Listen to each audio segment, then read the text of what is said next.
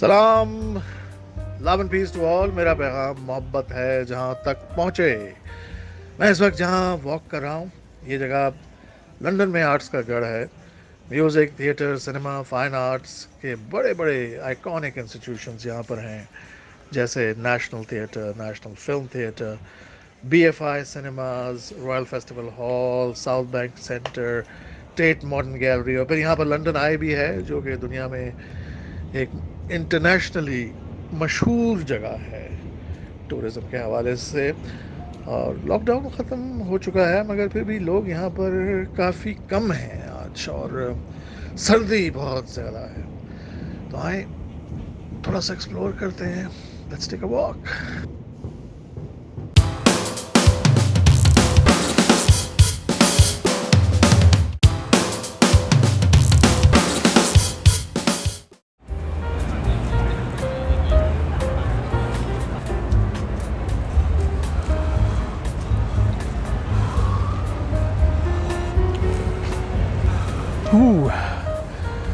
London की एक सर्द शाम है। लॉकडाउन ख़त्म हुआ अभी एक आध रोज़ पहले ही,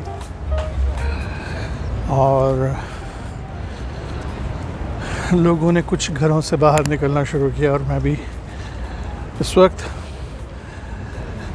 दरिया के किनारे चहलकदमी कर रहा हूँ।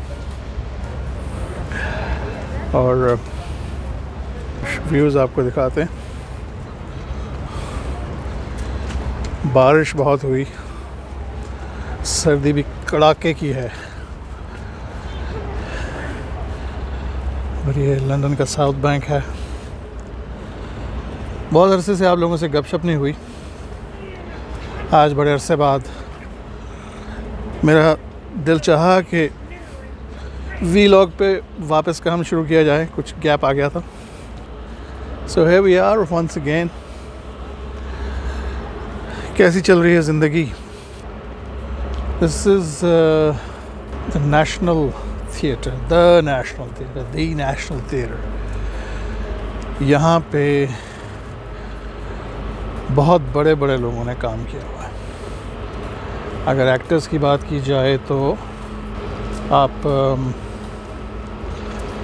सर लॉरेंस ओलिविये से लेके डैनियल डे लुइस से लेके बहुत बड़े बड़े अदाकारों ने स्टेज पे परफॉर्म किया है। लॉकडाउन तो ख़त्म हो गया, लेकिन इसके भी रौनकें बहाल नहीं हुई। एज यू कैन सी खाली है इस वक्त, क्योंकि ग्रुप एक्टिविटीज़ अभी इनकरेज नहीं की जा रही, जैसे थिएटर, सिनेमा वगैरह वगैरह। लेकिन लोगों को बाहर जाने की आज़ादी है। वो आपको ये वाटरलू ब्रिज है, और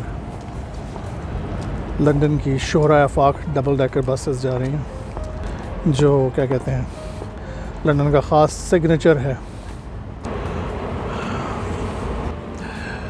नेशनल थिएटर के पास से गुजर रहे हैं और अदाकारी की बात ना की जाए, ये कैसे हो सकता है? अभी कुछ अर्सा पहले लक्स स्टाइल अवार्ड्स की नॉमिनेशंस अनाउंस की गई, तो मैं इस प्लेटफॉर्म से एक्नॉलेज करना चाहूँगा, शुक्रिया अदा करना चाहूँगा लक्स वालों का भी और ज्यूरी का भी, जिन्होंने मुझे इस काबिल समझा बेस्ट एक्टर के लिए नॉमिनेट किया। लेकिन अवार्ड्स के लिए खैर पहले भी नॉमिनेट किया जा चुका है, अवार्ड्स मिल भी चुके हैं।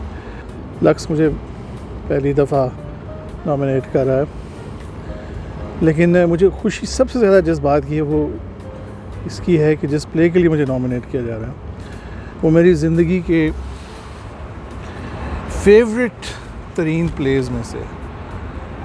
और मुझे वो काम करके बहुत मज़ा आया, क्योंकि मुझे लगा कि ये बहुत ही स्पेशल प्रोजेक्ट है, और जो उसमें टीम थी वो भी कमाल की थी। डायरेक्टर काशिफ साहब, काशिफ निसार और ज़फ़र मिराज का स्क्रिप्ट, और जो को एक्टर्स थे वो फैबुलस थे। इमरान, जुमना, समी, इफ्तिखार रफ़ी, नूर साहब, किंजा जी, निज़ा जी, और जितने भी लोग उसमें थे, सरफराज अंसारी, इमरान पीरज़ादा साहब, और बहुत से ऐसे लोग जिनके साथ मेरे इतने शायद सीन्स ना हों, लेकिन ज़िंदगी के एक यादगार तरीन सीरियल्स में से वो है मेरा।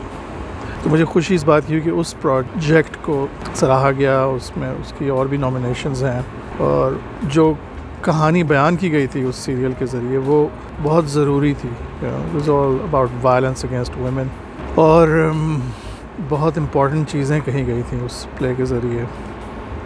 तो एक काफ़ी नोबल प्रोजेक्ट भी था और काफ़ी ट्रूथफुल भी था और इम्पॉर्टेंट सीरियल था हर लिहाज से।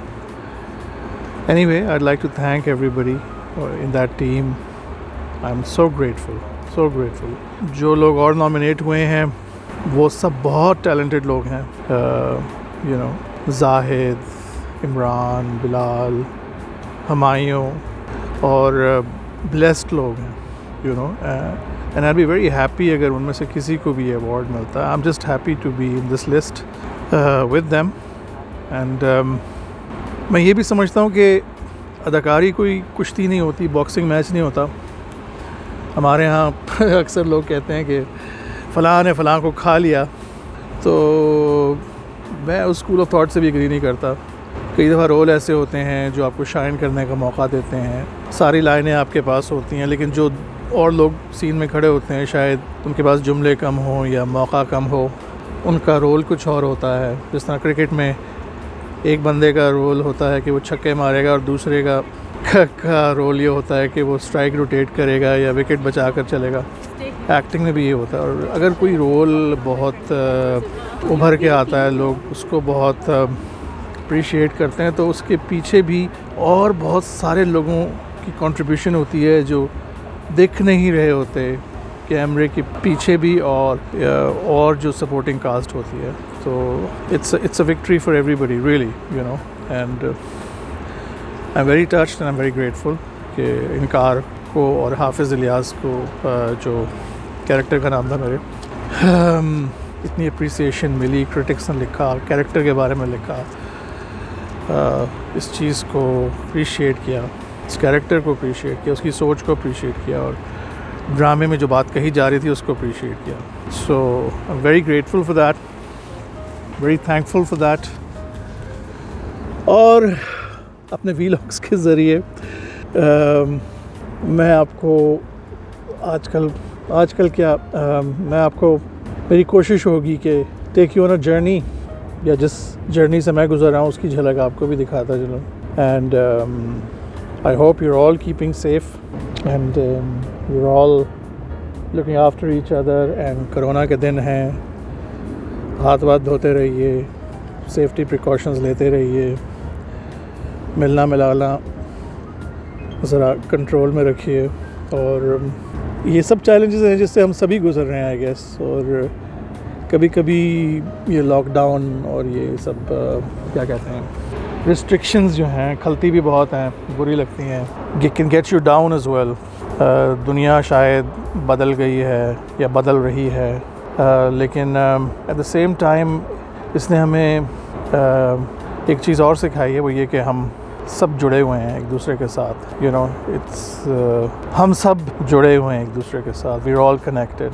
सो let's keep that in mind and कोशिश करें कि पॉजिटिव रहें और दूसरों को भी पॉजिटिव रखें, खुश रहें। And I'll be talking to you again. So here am I signing off from the South Bank of London. Take care, stay blessed, stay happy. अपना ख्याल रखिएगा।